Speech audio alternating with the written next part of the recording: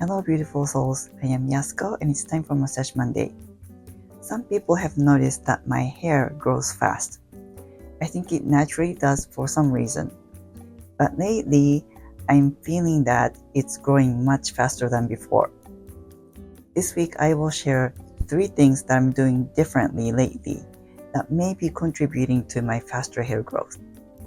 Just 6 weeks ago I had a haircut. This was right after the haircut. Now it's grown this much. Can you tell the difference? I don't know how accurate it is, but it does feel it's growing much faster. What I'm going to share now is not a health or medical advice. I'm just sharing my own experience and guessing why it may be happening. Please do your own research and consult medical professionals and decide for yourself if you want to try anything. Number 1, I'm drinking lots of soy milk. I kind of became a prepper over the last several years. I don't have an underground bunker or anything, but I started to stock up on things. One of them is soy milk. I didn't used to drink soy milk, but since I'm going through menopause and I heard soy milk is good, so I started to use soy milk here and there for things like coffee, granola, and smoothies. So when I went to Costco, I got a box of 12 soy milk and put them on the shelf. One day, I realized that the expiration date was getting really close. So I started using soy milk way more than before on a daily basis. Maybe up to a glass a day, which is about 8 ounces or 240 milliliters. Never the whole thing in one day. So that's how my consumption of soy milk went up in a short period of time, just to beat the expiration date. I still have some left, although it's past the expiration date, but it's not like they go bad on the day or the day after the expiration date, so I'm still drinking, partially to punish myself and not to waste money. I'm teaching myself a lesson. I looked up soy properties, and there are some properties that are good for hair growth. Soy protein helps the synthesis of keratin, which makes up to 95% of the hair. Arginine in soy helps hair follicles for hair growth, and isoflavones may inhibit DHT, which can cause hair loss. I know some people say soy is bad, but from my perspective, who is originally from Japan, and I'm 100% Japanese according to Ancestry.com. For centuries, Japanese have consumed soy in different forms, like miso, soy sauce, tofu, and natto, which is a fermented soybeans. Maybe Japanese people have developed a soy gene to assimilate soy better in their body. I'm just kidding. But if soy was so bad for a human body, I don't think Japan would have been ranked very high for the longevity. Of course, moderation, balance, and variety are very important in your diet too. I've read that soy may be bad for thyroid if the iodine level is low. Seaweed is rich in iodine, and Japanese eat lots of seaweed, all kinds of seaweed, especially nori seaweed that you see around sushi rolls and rice bowls. Maybe we've been lucky to maintain the iodine level for the soy intake. When you do research about soy, you might want to take a look at how the study was done.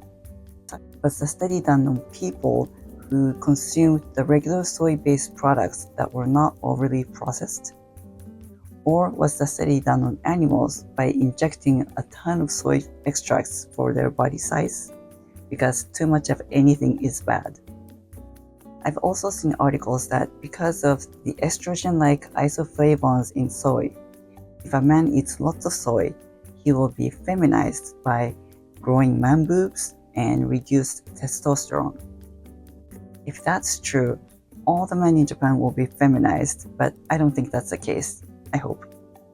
I found a recent study that talks about this topic, so I will put the link below if you're interested.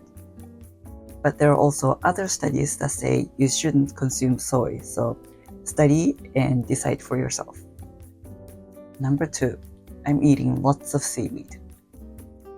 In Japan, there is a common belief that seaweed is good for hair. Some doctors say it's true, other doctors say it's not true.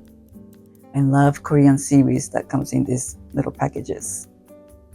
When I realized that Costco had it, I started stocking up on seaweed too. I like this size because it's perfect for a bowl of rice. This Kirkland brand, it has 4 times more seaweed in each pack, and I think it's just too much. Having seaweed handy, I'm eating like one almost every day, sometimes with a meal and sometimes as a snack. One thing you have to be careful is that seaweed does have iodine, as I mentioned, and too much iodine intake can cause thyroid issues. In Japan, this is the typical size of the seaweed. Let me show you without breaking, I hope. It looks like this, and they recommend to limit to 2 sheets for daily consumption. By the way, when you take it out of the bag or when you handle the seaweed, small pieces fall off and make a mess, so be careful. Number 3, I'm taking Silica. Somewhere I saw the benefits of Silica and I researched a bit. Silica is something you're born with and you have the highest amount at birth, and it keeps coming down. So you need to supply it from food like green beans, bananas, leafy greens, and brown rice. Silica is not just good for hair, but it's also good for skin, nails, bone, lubricating joints, and even lowering cholesterol levels. So I got this Silica supplement, but I wasn't taking it on a regular basis because I hid it in the drawer. If I don't see it, I forget about it. Now I put this in front of me so I don't forget to take it every day. What a simple solution.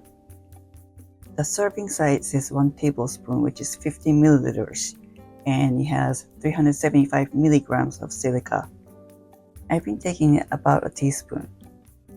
So I'm just taking 1/3 because teaspoon is 5 milliliters, so I'm taking about 125 milligrams a day. So the 3 things I'm doing differently that may be contributing to my fast hair growth: soy milk, seaweed, and Silica. But I'm not sure if they're really helping me grow my hair. I'm just guessing. Maybe I'm getting more testosterone. We are very different, so please do your own research and decide for yourself on your own responsibility if you want to try anything. I'm almost done with my soy milk, but after I'm done with soy milk, I have a whole bunch of coconut milk to go through. But coconut milk is supposedly good for hair growth too. We'll see. I talked a lot today, much longer than usual. Thanks for watching. Make it a great week.